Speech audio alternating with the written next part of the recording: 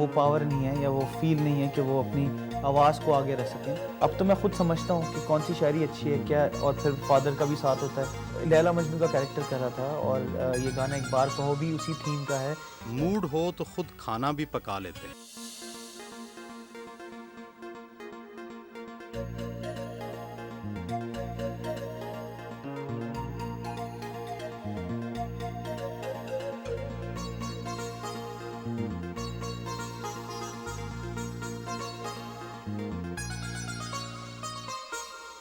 احمد جہاں زیب گھر ہوں تو سب مل کر کھانا کھاتے.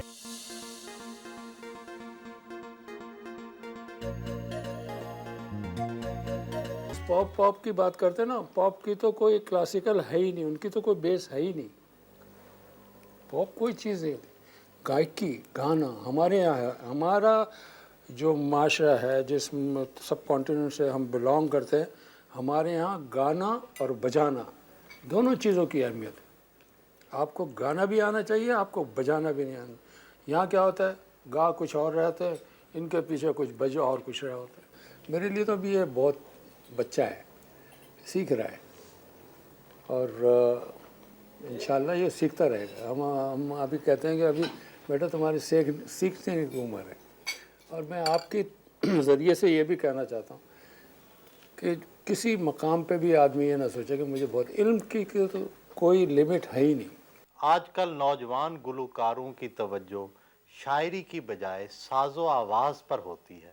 آپ اپنے لیے شاعری کا انتخاب کیسے کرتے ہیں؟ یہ صرف وہی آرٹسٹ اور وہی سنگر کرتے ہیں جن کو پتہ ہے کہ ان کی آواز میں وہ پاور نہیں ہے یا وہ فیل نہیں ہے کہ وہ اپنی آواز کو آگے رکھ سکیں, تو اس لیے میوزک کا زیادہ وہ ساتھ لیتے ہیں.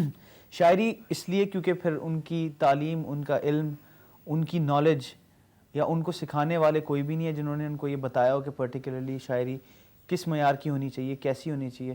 زیادہ تر آج کل کے بچے شاعری خود ہی کر رہے ہیں بیٹھ کے, تو جب خود ہی کریں گے شاعری تو پھر آپ کو اس کا معیار بھی نظر آ جائے گا. اور مجھے ہمیشہ بچپن سے اس عمر تک ہمیشہ اچھی معیاری چیزیں ہی گوائی گئی ہیں, اور ہمیشہ وہ چیزیں دی گئی ہیں جو ایک سمجھ لیں ایک 30 سال 35 سال کا آدمی گاتا ہوگا, وہ میں نے 12-13 سال کی عمر میں گئی. جیسے محبت کرنے والے کم نہ ہوں گے, اس میں آپ کو وہ فیل, وہ درد لانا ضروری ہے, وہ شاعری کو سمجھنا ضروری ہے. تو جب اس عمر سے جب میں نے ان سب چیزوں کے ساتھ میں نے اپنی موسیقی کا آغاز کیا, تو اب تو میں خود سمجھتا ہوں کہ کون سی شاعری اچھی ہے کیا, اور پھر فادر کا بھی ساتھ ہوتا ہے. تو جو بھی شاعری میں چنتا ہوں وہ ان کے ساتھ ڈسکس کرتا ہوں. آپ کی آواز میں سوز اور درد ہے, جبکہ نئی نسل کے اکثر گلوکاروں کی گائکی میں شور شرابہ زیادہ ہے. کیا آپ بھی اس تضاد کو محسوس کرتے ہیں؟ بالکل بھی نہیں.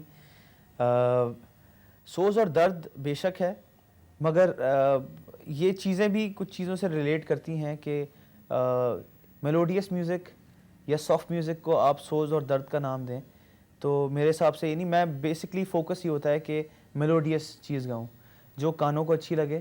تو میری میوزک جو میں سمجھانا چاہ رہا ہوں اس کے اندر بے شک درد ہے, بے شک ایک محبت کا اسپیکٹ نظر آتا ہے, مگر یہ آپ اسی لیے کہہ رہے ہیں کیونکہ جو پاس میں گانے ایک بار کہو تم میری ہو, آپ کی یاد آتی رہی, کہو ایک دن, تو جو نہیں, یہ سب گانے بیسکلی اس ایرا میں تھے جب میں لیلا مجنوں کا کیریکٹر کر رہا تھا, اور یہ گانا ایک بار کہو بھی اسی تھیم کا ہے.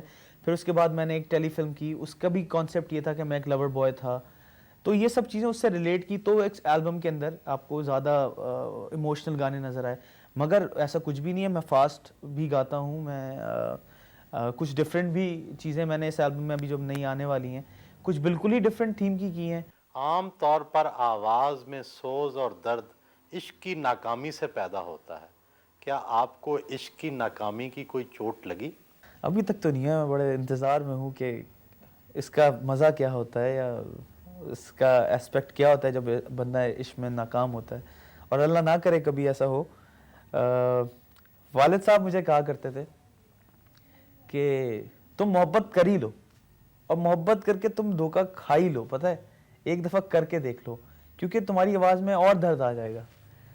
تو میں آج بیٹھ کے یہ بات سوچتا ہوں کہ جب محبت نہیں کی اور جب عشق نہیں کیا اور جب بھی اتنا درد ہے, تو اگر میں نے محبت کر ہی لی اور تو میں تو شاید واقعی میں صدی کا مجنوں